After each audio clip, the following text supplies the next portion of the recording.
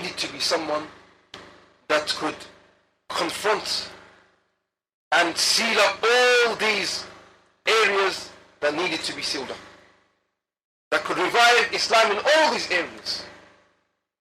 And indeed, as we'll realize and chart his progress, he, through his quality and his character and his caliber, he was the man, if there was any, that was able to do so. He was born approximately 661 years after the hijrah of the Prophet Muhammad ﷺ, corresponding to 1263, in the 10th of Rabi al-Awwal. He was Ahmad Taqiyuddin ibn Taymiyyah, born in the city of Haran. And Haran, this is situated, at that time was situated in the north of Iraq, and now is in Turkey. His father was someone called Abdul Halim. He was the Imam of the Grand Umayyad Mosque in Syria, in Damascus. His grandfather was Abu Barakat Majduddin, and he was the author of Muntaq al-Akhbar, which was a famous collection of legal hadith, which was explained by Imam al-Shawkani in Nail al-Awtar. A very noble family, a very scholarly family. Then at the age of 7, Ibn Taymiyyah witnessed something that was to really bring about him being this hero of Islam. He witnessed the Tartars invading his home city Haran, and he, along with his family, had to flee Haran. And he saw people clamoring, shouting in fear and panic, running towards Egypt, fleeing his city. And his father had to carry all his books in the caravan, in the cart. And on the way, it is said that this caravan became stuck in the soil because of the heavy books. And the Tartars were catching up with them. And the whole family of Ibn Taymiyyah began to make dua to Allah subhanahu wa ta'ala sincerely, until eventually their will became unstuck and they could go on. So Ibn Taymiyyah, from a young age, he saw his village ransacked.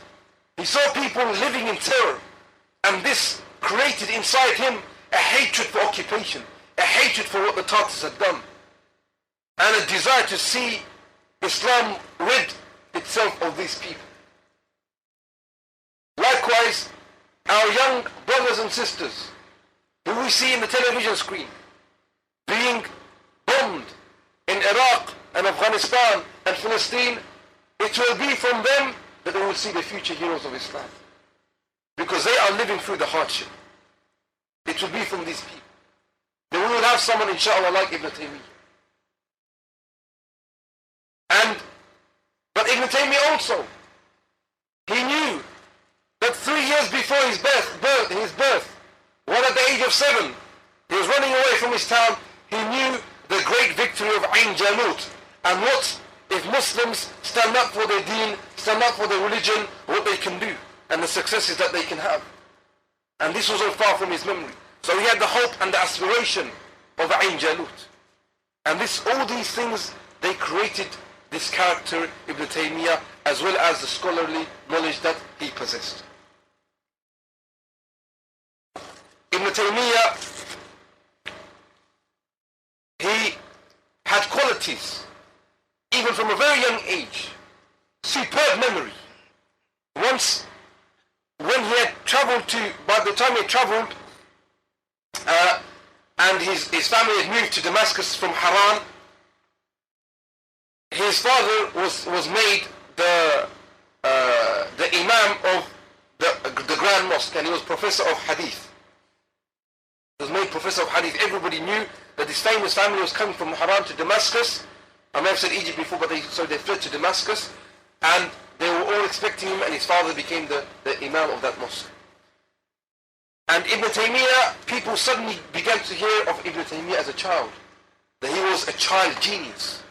And one scholar went to Damascus specifically to visit this child genius. And he asked a tailor, who had a shop nearby Ibn Taymiyyah's house, he said, "Where is this boy Ibn Taymiyyah? I want to test his memory." And he said, "Don't worry, he's going to come soon. He's going to come and he's going to sit in the circles of knowledge, just wait." So the scholar sat and waited. And Ibn Taymiyyah came and is carrying his books, his tablets.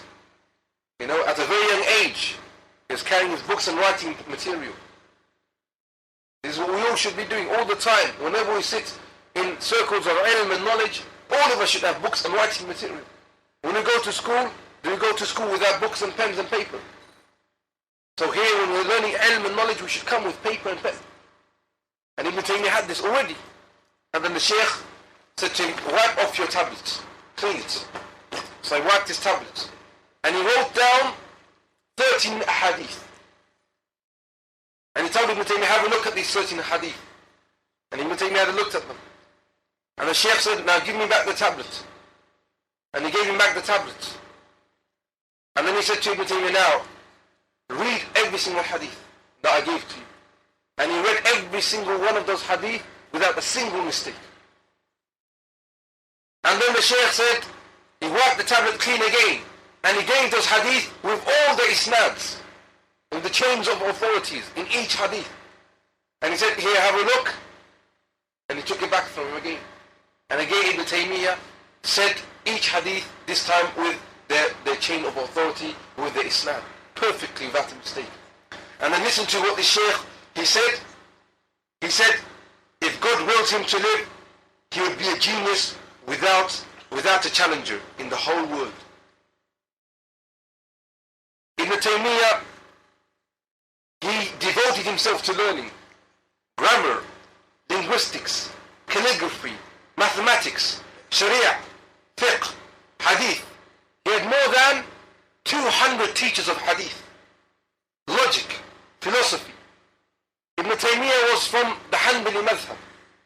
And at that time, the Hanbalis were not seen as the most cleverest of people in debate, because everybody else was equipped with logic and with philosophy. And so he said, I am going to study philosophy and logic so that I can defend the Hanbali madhab. He studied the tools that was used by the enemies to attack Islam. Greek philosophy. He was an expert in Christianity and who could debate with the Christians easily on many issues. About Jesus Christ, about history. He was an expert. People would debate with him. For example, there was a debate. There was a debate once, if I can just remember, where it was about an issue regarding a Sahaba. And it's gone from my head, I can't give it, maybe inshallah later it will come back. But he showed that he had excellent knowledge of Sirah and Tariq, Ibn Taymiyyah. He excelled himself in tafsir. Listen to what Ibn Taymiyyah says about how he would study tafsir. He said, sometimes I have gone through as many as 100 tafsir, 100 commentaries of a single verse of Quran. After I have dipped into these pages, I have made dua to Allah to give me knowledge about the true meaning of these verses. And I would pray to Allah as follows: Ya Mu'allim Ibrahim wa Adam, Allimni, Allimni. He would say, O Allah, the teacher of Ibrahim and the teacher of Adam, teach me these verses, teach me the understanding. And he would say, often I will take to an abandoned mosque or go to the wilderness and I would ask Allah, and my forehead will be buried in the ground, and I would say, oh Allah, the guide of Ibrahim, teach me the understanding of these verses. For one verse, he would ask Allah subhanahu wa ta'ala, he would read 100 tafsir, and then he would cry and make dua, oh Allah, give me understanding of this verse. This is how devoted he was to studying the tafsir.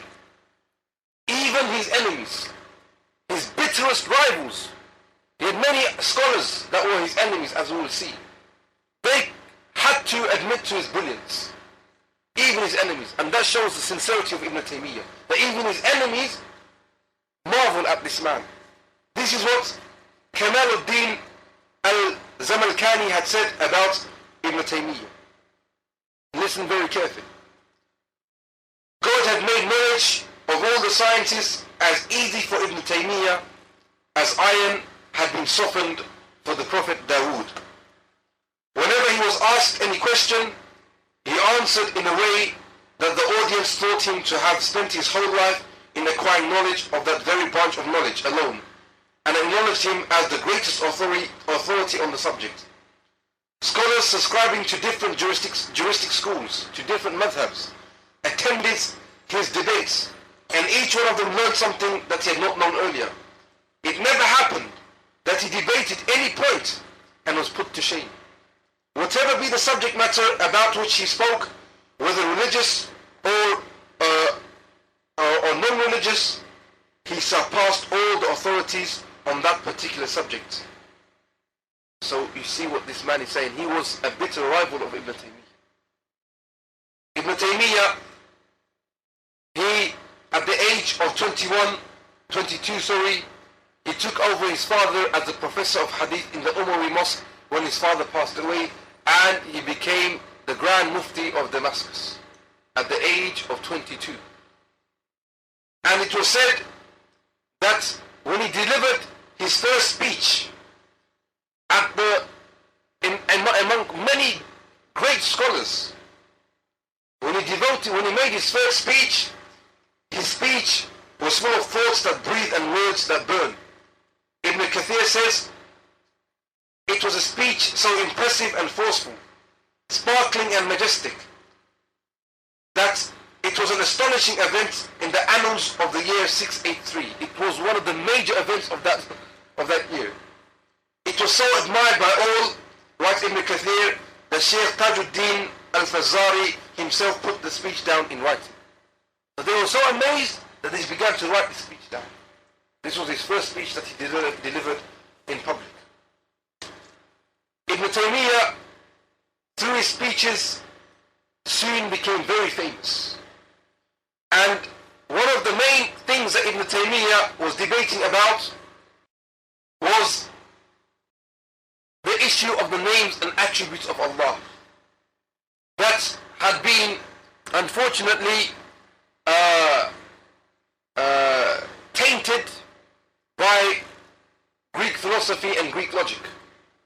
Because you see, if I just give you an example, the Greeks, they gave an impression of Allah as some man with a beard sitting on a chair. And so some of the Muslim scholars, to refute this claim, they started to interpret some of the verses that are in the Quran regarding, for example, the hands of Allah subhanahu wa ta'ala, or Allah being established on his throne. They said, no, this doesn't mean this. This means something completely different. Some people even said, Allah doesn't have a hand, and this means power or something like this. Because they said they were so afraid that they would conjure up images of Allah being a person. It's called anthropomorphism. Now, this is also very dangerous. If you negate the qualities of Allah, and you start interpreting the qualities of Allah with an interpretation that the Sahaba didn't do, nor did the Prophet Muhammad sallallahu alayhi wa sallam. Ibn Taymiyyah, he proposed a very simple solution. He said, we believe in the names and attributes of Allah subhanahu wa ta'ala. Let's say, for example, the hand of Allah subhanahu wa ta'ala. We believe in this hand as has been written down in the Quran. However, there are four things that we don't do. We don't do ta'til. We don't negate that Allah, we don't say Allah doesn't have a hand at all, because we're so scared of causing resemblance. And we don't do tashbih. We don't say Allah's hand resembles the hand of any of the creation. It's a unique hand that we don't know what it looks like. It can't resemble the hand of any human being. We don't do ta'wil. We don't start saying, well, this hand, it means this, and it means that, and it means this. It means power, or it means this, and it means that. And we don't do takyif. We don't ask, how is the hand of Allah? We just believe Allah has a hand, and we don't think this hand looks like anything to the creation, because there's nothing like Allah subhanahu wa ta'ala.